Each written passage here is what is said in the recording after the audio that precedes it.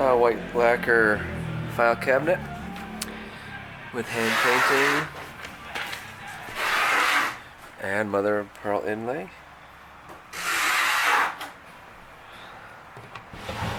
Two drawers, very large, with green felt on the inside.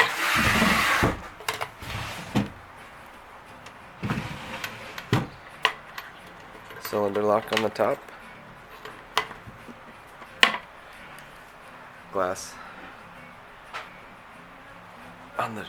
on the surface of the glass surface on the top. Excuse me.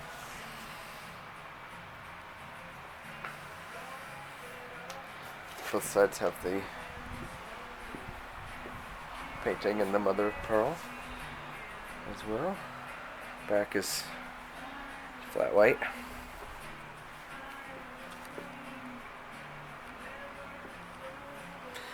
It's a 21 by 24 by 31 tall.